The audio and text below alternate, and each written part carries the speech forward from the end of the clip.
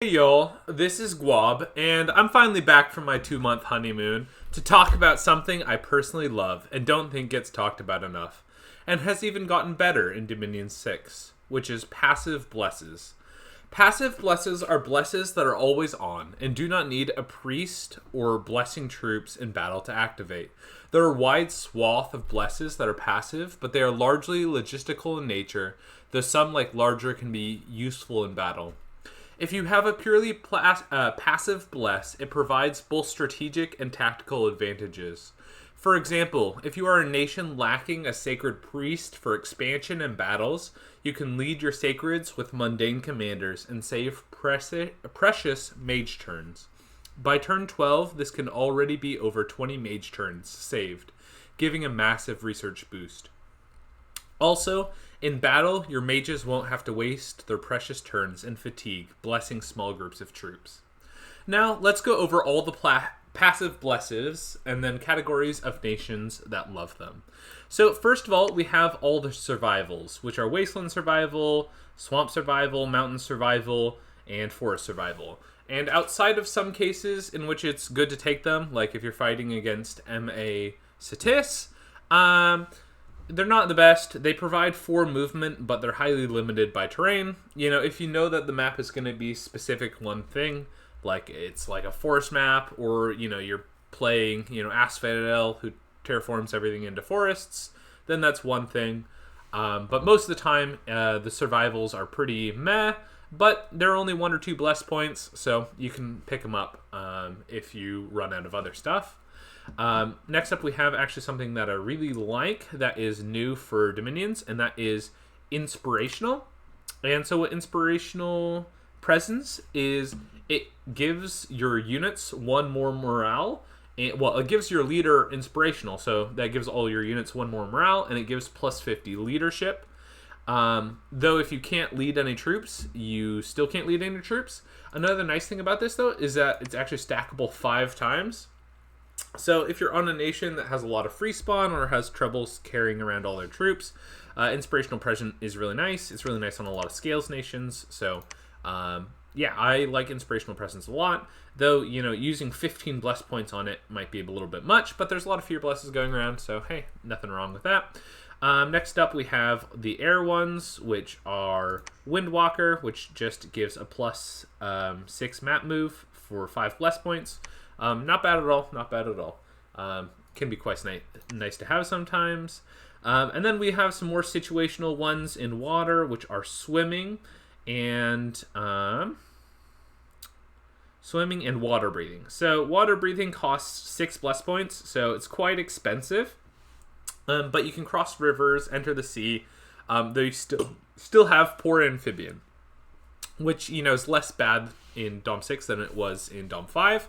But, I was playing in the 80-player and the 80-player boss mod game, and the Yomi player took a water-breathing bless and just absolutely devastated everyone on his planet. And so, if you know that there's going to be a lot of water because it's a pre-made map or there's a lot of water nations, water-breathing can be good. It's going to absolutely surprise people. People are not going to expect it at all. And you get some major tactical advantages because the water nations probably have not prepared to deal with your bless early on into the game.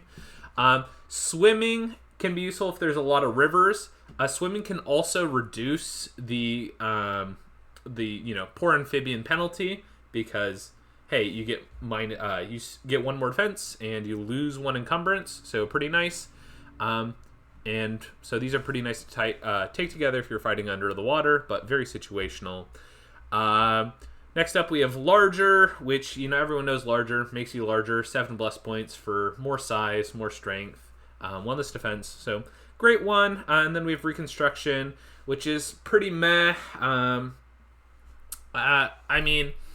It's 5% regen, and it allows sacred statues to have recuperation, heal, but they're already going to heal in labs.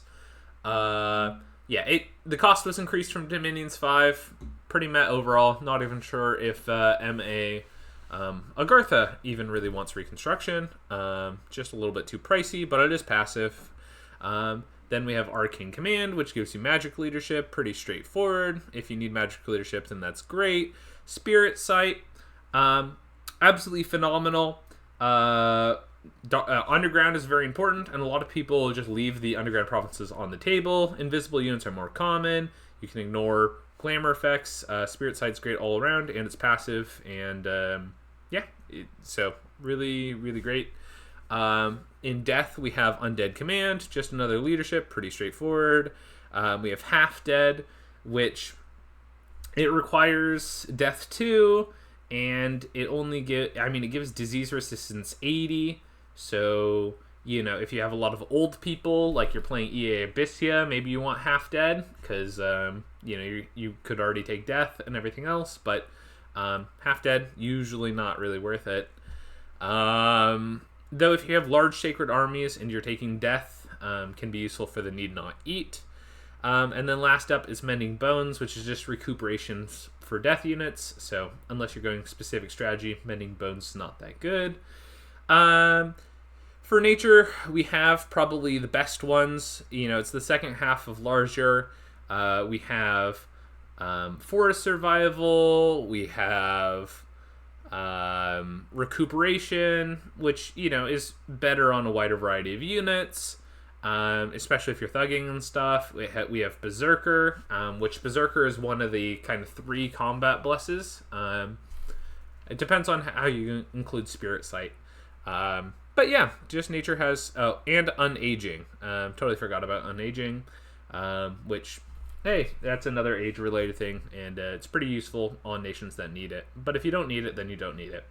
Heroism, classic for thugging, classic for a lot of different stuff, just provides, more experience. If you take 3, then you're just getting twice as much experience. We also have Undreaming, so if you have specific spells that you can cast that put people to sleep, Undreaming can be pretty useful. Quiet Stride, which just makes your stealthy units more stealthy. I don't think Quiet Stride is that good at all, because most of the times you already struggle to mass enough sacreds to actually have that be useful. True Sight, pretty useful to ignore glamour stuff, but Spirit Sight is better. And Obfuscate, which is phenomenal.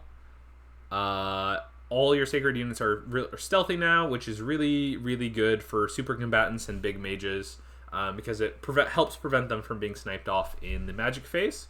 And then the last one is Strong Blood, which is another way to prevent disease, and it gets poison resistance and plus 80 disease resistance. This is probably worse than Half Alive, but it does not require you to take Death, so it's pretty good. So now, sorry, I was going through those pretty blasé, but now that we went over all of them, we will go over the groups of nations that might want passive blesses. So the first category, and I have the 5 categories. So the first category is that nations that already want some passive blesses. So some nations, like with Recuperation or with Reincarnation, synergize really well with experience, with heroism, because hey, they're going to come back as better units with reincarnation and heroism, and with recuperation, the heroism means more because hey, your units are going to stay around for a lot longer, and they're going to be healthy, so they're going to be very effective fighters. Larger is also something that all the pan derivative nations like, because it means they can repel better. So, like Oceana, Pan, Asphodel, all love larger. There's less nations that love larger now because of the cavalry changes, but, larger gives like 30% more HP. It allows some nations that really love it to repel, but it also gives 2 extra map move, which can sometimes be the difference between life and death. And so, if I'm playing Pan, a lot of the passive blesses are already attractive to me. I love heroism. I could take Berserker to increase my Berserk if I wanted to. Larger is great for repelling. And so, first category is hey, we already like a lot of the passive blesses, so why not take more passive blesses in order to take full advantage of that. And so, like, here's an example that I'm playing currently with EA Oceana. I'm taking larger Undreaming and Heroism 5. I'm taking Undreaming because at Evo 4, we get Sleep Cloud spells, and so, it really enables you to go crazy. And so these are all passive blesses, and if you notice, I have absolutely phenomenal scales. And I'm getting a whole bunch of Afroy out. I'm running over a Mekone. Now I'm fighting a 1v2, which is still slightly going in my favor. But I have some really big battles coming up the next couple turns, so we'll see how it goes. But like, I really like this. It gets you, high Astral. We can forge communion items. Also gets us decently high in Glamour, and like, phenomenal scales, and it enables you to expand better because you can use more of your amazing troops and you can lead them with regular commanders around. So just like taking full advantage of all the passive blesses is really nice. The second category is nations that have sacred thugs that are not priests, and so the priests can't run around self-blessing themselves, and so that makes their life a lot harder. And so passive blesses enable you to avoid the logistical nightmare that is, sneaking around other priests and blessing them up and stuff like that. And so some good examples are Mekone Polmarchs, EA Ulm's Warrior Smiths, and EA Arco's Oriads. Those are all quite capable thugs that just benefit from having a little bit extra bless. And so, wrong nation. So, where's Mekone? There we are. So here's an example. Here we have a dormant bless, and this gets us +8 map movement in total. And our thugs aren't necessarily valuable enough to magic phase onto. But like, the Polmarchs are phenomenal. So with just a little bit of extra movement, they're great. They have high re-invig. They have great armor built in, and so just like a little bit of empowerment, makes them that much better. And this enables you to use them as a thug properly instead of having to use your Elder Cyclops, because you can't really use the bless on your Polmarchs. So I quite like this. I'm probably going to play a Sacred Thug Nation with a passive bless in my next game. Maybe not this exact thing, though. The Elder Cyclops here is pretty phenomenal because we get high air access, high nature access, and can cloud trapeze around. But, I might go something imprisoned. But anyway, like, just, if you have a Sacred Thug that can't really bless itself, just having a passive bless is an easy way to get the most out of it. And I think it is actually pretty optimal in that regard. So the third category of nations that might want a Sacred Bless is nations with Sacred Super Combatants. It will save your Super Combatant a turn in big battles for blessing themselves, because they do not have to do that. They can do some other self-buff. And just honestly, one turn of your buff script can actually be the difference between victory and death. Also, since they're already super strong and can, take on mid-sized armies on their own most of the time, it's usually the magic stuff that kills you. And taking things like Obfuscate, or like Heroism, or, all sorts of other stuff, or even just like Recuperation, can keep you on the field that much longer, because, hey, how can someone magic phase you if you're stealthing away your, super good battens after doing stuff? And so, you can do a lot of really cool stuff. Here's an example of a phenomenal imprisoned god that someone else came up with. I did not. But, Idol Sorceries is an amazing pretender. This is on Muspelheim. You have Magic 3, great scales. You have Obfuscate, Spirit Sight, and Heroism. So you are going to hit like a truck. You don't need to take stats and stuff as much because your giants are already really good, and they're already going to be doing fine into most things. And just the utility that Obfuscate offers is just phenomenal. And then just Heroism enables you to get on the... the hero list faster. So that is pretty good. And then obviously, then late game you have Idle Sorcery for high Astral, high Death shenanigans. So obviously great. The fourth category is Scales Nations might want to go to Passive Bless. And so oftentimes Scales Nations have like pretty mess sacreds, but they might have, like 1 or 2 Sacred Mage, or they might have like a Sacred Commander. And so like, hey, if you just have like 1 Sacred Commander, you could just take Inspirational 5 times and, to give your troops 5 more morale. Or you could take some movement bonuses if you just want your mages to be able to move around well. I've played a lot of people wouldn't say EA-er is a Scales Nation, but I've played EA-er as a Scales Nation with just movement blesses for my mages, and I just relied a lot on the Enkidu archers, and that worked pretty well. And just like the flexibility and movement for being able to thug, raid, and just have my guys be wherever I needed them to be was really nice. And the Inspirational was also very valuable since you have a lot of morale problems sometimes. So yeah, you can do it on Scales Nations, and like what else are you going to do with your bless points, kind of. And so I think just passive blesses can already enable what you have going for you. And then lastly is nations that heavily rely on their Sacred Mages. And the Logistics Blesses just help get them to the key provinces, though they don't really uniquely benefit from, you don't really uniquely benefit from movement blesses being passive blesses. If you have a bunch of Sacred Mages that are running around, it's just nice to, to be able to move them to where they need to be. So yeah, I guess I already pulled up, my main 3 examples that I wanted to pull up. I could talk more about my games that I'm playing right now, but yeah, I think passive blesses have a unique angle, unique benefit for logistical advantages, and especially in the early game if you're using your sacreds.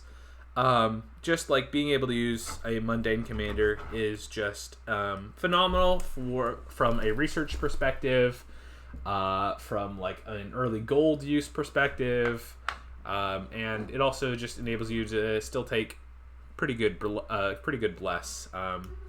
Oh yeah, and I guess one thing I forgot to mention is that for super combatants specifically, a lot of the time people might be like, why are you taking, a incarnate that is imprisoned, like Obfuscate? Well, a lot of time the magic phase attacks that you need to worry about killing your super combatants aren't coming online until after turn 32 or around turn 32. So it doesn't really matter if this is an imprisoned incarnate. Yeah, so like if you're wielding super combatants, totally fine to have like Obfuscates here, where if you were relying on like regeneration, you would definitely want regeneration to be at least dormant. So that's just like another advantage, is that they scale pretty well into the game, and it's kind of fine to take some of the passive blesses imprisoned. Thank you guys for listening. This is my first video back. No, I did get recently married, and it's pretty hectic. Things were like stressful for everything else. That I'm mostly enjoying married life. Just very very tired a lot of the time. I hope to be making a lot more videos. We'll probably shoot for 1 every 2 weeks, and see how things go from there. If you guys want me to talk about anything specific, just let me know. I've been playing a lot of Rift Wizard 2 recently, which is a fun roguelike. Might make my next video about that, or I might just do another Dominions topic that piques my interest. Anyway, thank you guys for listening. Please like, subscribe, and drop that fatty comment.